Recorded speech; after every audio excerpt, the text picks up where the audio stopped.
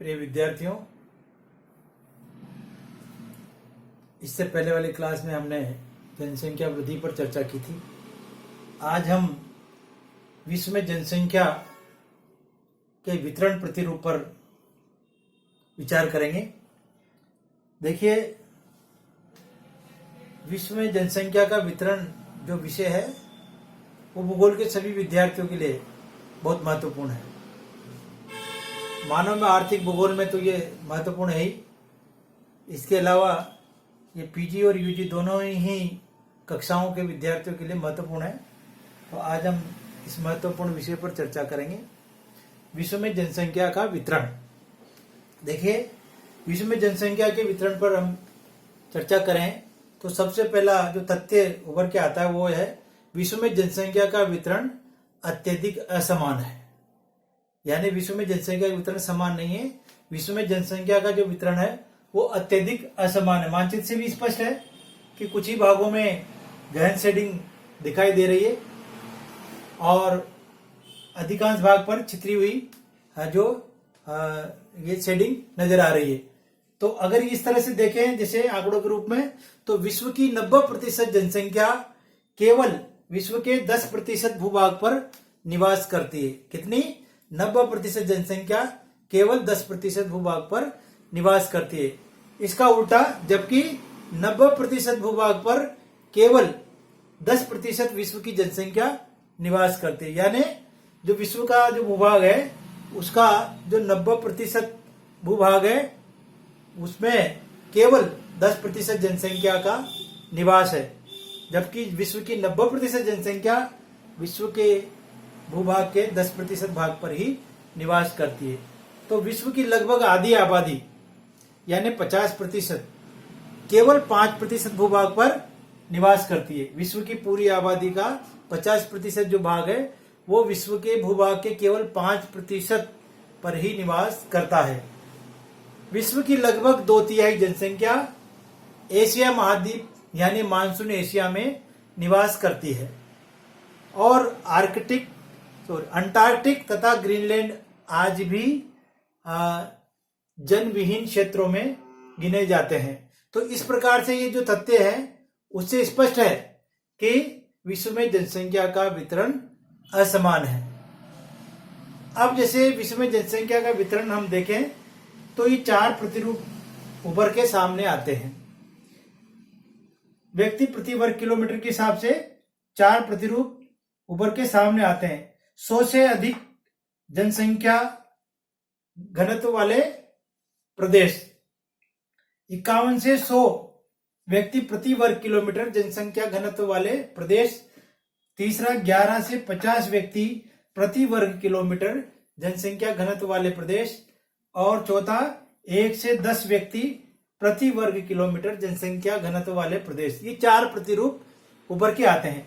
तो जनसंख्या घनत्व के आधार पे जनसंख्या के वितरण को हम देखें तो 4 प्रतिरूप हमें देखने को मिलते हैं। सबसे पहले हम लें 100 से अधिक व्यक्ति प्रति वर्ग किलोमीटर से अधिक जनसंख्या घनत्व वाले प्रदेश।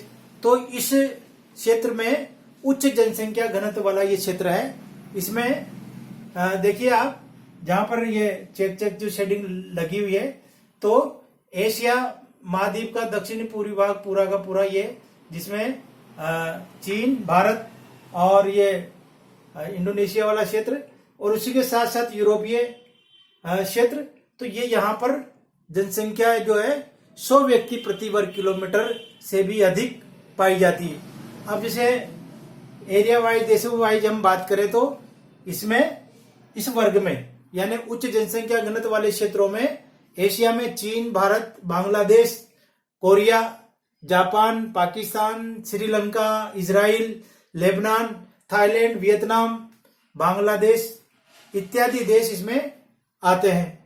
अब यहाँ भी एक तथ्य ध्यान में रखने वाली बात यह है कि जो बांग्लादेश है उसका जनसंख्या घनत्व विश्व में सर्वाधिक है और वहां पर 218 व्यक्ति प्रति वर्ग किलोमीटर का औसत पाया जाता है।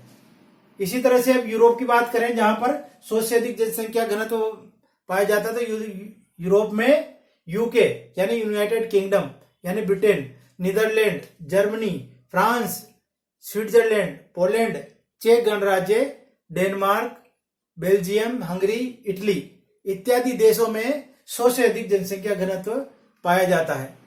मध्य अमेरिका में ले हम तो एल साल्वाडोर और ग्वाटेमाला और क्यूबा देशों में 100 से अधिक जनसंख्या घनत्व पाया जाता है। अफ्रीका में नाइजीरिया और युगांडा में 100 से अधिक जनसंख्या का घनत्व का औसत पाया जाता है। तो इस प्रकार से ये सारे ही देश उच्च जनसंख्या घनत्व वाले क्षेत्रों के अंतर्गत आते हैं, जहां पर 100 व्यक्ति प्रति वर्ग किलोमीटर से अधिक जनसंख्या का घनत्व पाया जाता है। अब दूसरा लें जहां पर 51 से 100 व्यक्ति प्रति वर्ग किलोमीटर पाए जाते हैं, तो ये कहलाता है मध्यम जनसंख्या घनत्व वाले क्षेत्र, जहां पर 51 से 100 व्यक्ति प्रति वर्ग किलोमीटर जनसंख्या का घनत्व पाया जाता है। अब देखिए इसमें ये जो शेडिंग है, ये सारा का सारा म्यांमार वगैरह, और ये यूरोप का पश्चिमी हिस्सा, फ्रांस, स्पेन, और ये वाला भाग जहां पर 100 से अधिक और जनसंख्या का, ये इसी तरह मिस्र वगैरह में, अफ्रीका के कुछ देशों में भी 51 से 100 जनसंख्या घनत्व देखा गया है। तो अगर देशों की बात करें, दक्षिणी पूर्वी एशिया में म्यांमार, लाओस और मलेशिया। दक्षिणी पश्चिमी एशिया में टर्की, ईरान, इराक और जॉर्डन। और दक्षिण पश्चिमी एशिया में देखें तो दक्षिण पश्चिमी एशिया में टर्की, ईरान, इराक और जॉर्डन। यूरोप में स्पेन, यूनान, युगोस्लाविया, यूक्रेन। और अफ्रीका में कुछ देश है, इथोपिया, मिस्र, मोरक्को, ट्यूनिशिया, कीनिया।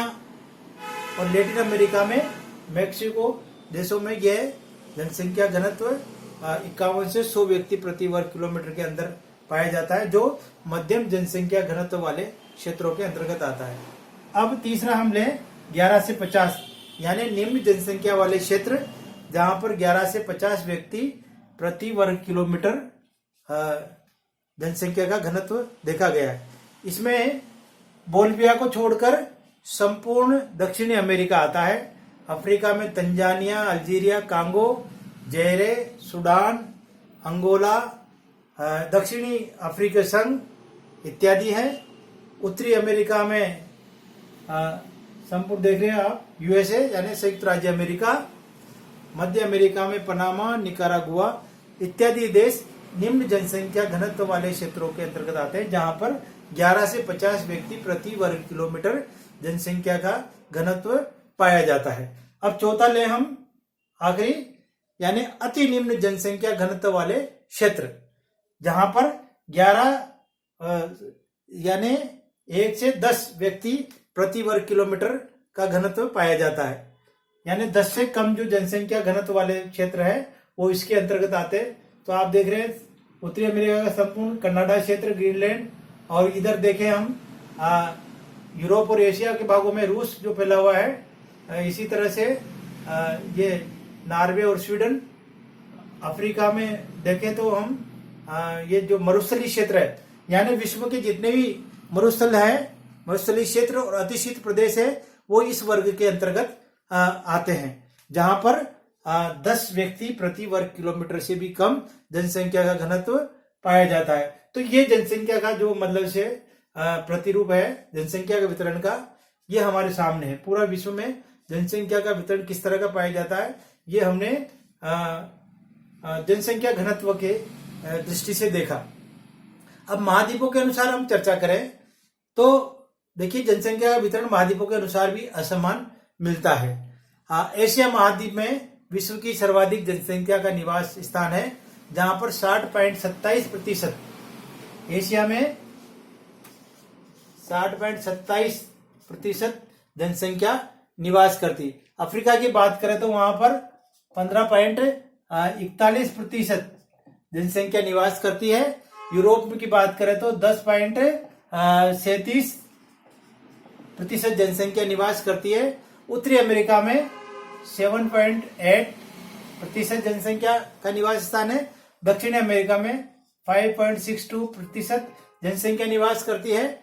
और ओशेनिया यानी न्यूजीलैंड और ये ऑस्ट्रेलिया मिलाकर और छोटे मोटे इसके आसपास वाले द्वीप मिलाकर, और यहाँ पर जो जनसंख्या है वो 0.53% जनसंख्या निवास करती है।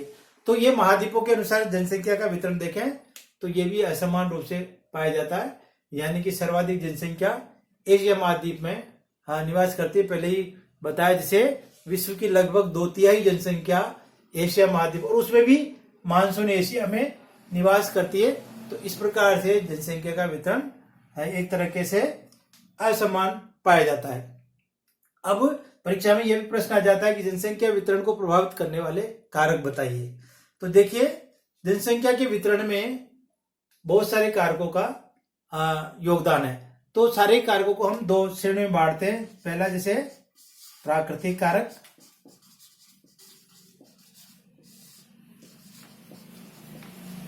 और दूसरा मानवीय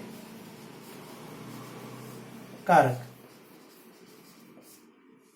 प्राकृतिक कारक और मानवीय कारक। अब प्राकृतिक कारकों में बात करें हम तो सबसे पहले आता है स्थल स्वरूप, यानी कि स्थल स्वरूप कैसा है किसी भी भूभाग का, वो जनसंख्या वितरण को प्रभावित करता है। स्थल स्वरूप में हम लें पर्वत, पठार, मैदान। तो अगर तुलनात्मक दृष्टि से देखेंगे आप तो मैदानी भागों में पठारों से अधिक जनसंख्या का केंद्रण पाया जाता है, और पर्वतीय भागों की अपेक्षा पठारों में अधिक जनसंख्या केंद्रण पाया जाता है। और पर्वतीय क्षेत्र जो उच्चतम शिखर है या उच्चतम पर्वतीय क्षेत्र है वहां पर जनसंख्या नगण्य पाई जाती है। तो इस प्रकार से जनसंख्या के वितरण में जो स्थल स्वरूप है उनका बहुत बड़ा योगदान होता है। ठीक है, फिर जैसे ले हम प्राकृतिक कारकों में जलवायु। तो जलवायु जैसे शब्दावली चलती है अनुकूल जलवायु, प्रतिकूल जलवायु। तो जहां पर अनुकूल जलवायु पाई जाती है वहां पर वो क्षेत्र मनुष्यों के रहने के लिए अनुकूल होते हैं। तो इसलिए अनुकूलतम जलवायु वाले क्षेत्रों में जनसंख्या का संकेंद्रण अधिक पाया जाता है। और जहां पर प्रतिकूल जलवायु है, जैसे अतिशीत प्रदेश है विश्व के, तो वहां पर जनसंख्या बहुत कम पाई जाती है। तो प्राकृतिक कारकों में जलवायु कारक का भी महत्वपूर्ण स्थान है। तीसरा हम ले मिट्टियां देखिए, समस्त सभ्यताओं के विकास के लिए मिट्टियों की महत्वपूर्ण भूमिका रही है। जहां जहां पर उपजाऊ मैदान रहे हैं, जहां की मिट्टियां उपजाऊ रही है, वहां पर जनसंख्या का संकेंद्रण पाया जाता है। उसका महत्वपूर्ण कारण यह है कि वहां पर कृषि व्यवसाय, जो मनुष्य का प्रथम आवश्यकता है भोजन, वो आसानी से उपलब्ध हो जाती है। तो प्राचीन काल से ही हम देखते आ रहे हैं कि सभ्यताओं का विकास ऐसे क्षेत्रों में हुआ है जहां पर उपजाऊ मिट्टियों के मैदान थे। तो प्राकृतिक कारकों में मिट्टियों का भी अपना महत्वपूर्ण योगदान है। अब प्राकृतिक कारकों में हम बात करें तो खनिज संपदा, जहां पर प्रचुर मात्रा में खनिज संपदा मिलती है, वो क्षेत्र भी जनसंख्या के केंद्रण के प्रमुख केंद्र होते हैं। विभिन्न प्रकार के खनिज जहां पाए जाते हैं वो उद्योगों को अपनी ओर आकर्षित करते हैं, और इस कारण से रोजगार वगैरह के साधन वहां उपलब्ध हो जाते हैं। इससे जनसंख्या का संकेंद्रण ऐसे क्षेत्रों में जहां पर खनिज संपदा प्रचुर मात्रा में पाया जाता है। तो खनिज संपदा एक कारक है प्राकृतिक कारकों में, जो जनसंख्या को अपनी ओर आकर्षित करता है और जनसंख्या के वितरण को प्रभावित करता है। अब ले नेक्स्ट हो जल राशियां। देखिए, मनुष्य की जो महत्वपूर्ण आवश्यकता है जल, तो जल संसाधन जहां पर प्रचुर मात्रा में मिलेंगे या जहां पीने का जल उपलब्ध हो जाएगा, वो क्षेत्र जनसंख्या के केंद्र के रूप में विकसित हो जाएंगे। जो जल राशियां हैं उसका मनुष्य के पीने के साथ साथ अन्य जो प्रमुख व्यवसाय है कृषि, उसके लिए भी बहुत महत्व होता है। इसलिए जहां पर जल राशियां है, जहां पर नदी घाटियां है, जहां पर जैसे मनुष्यकृत बांध के या जैसे जहां पर मीठे पानी की प्राकृतिक झील है, उनके आसपास जनसंख्या का संकेंद्रण देखा जाता है। तो जल राशियां भी जनसंख्या के वितरण को प्रभावित करने में अपना महत्वपूर्ण रोल अदा करती है। और इसमें आखिरी ले तो स्थिति एवं अभिगम्यता। स्थिति भी कई मायने में है, जैसे मान लीजिए महाद्वीपीय स्थिति है या तटवर्ती स्थिति है या मतलब देशीय स्थिति है, इस तरह से स्थलीय स्थिति या सागरीय स्थिति है।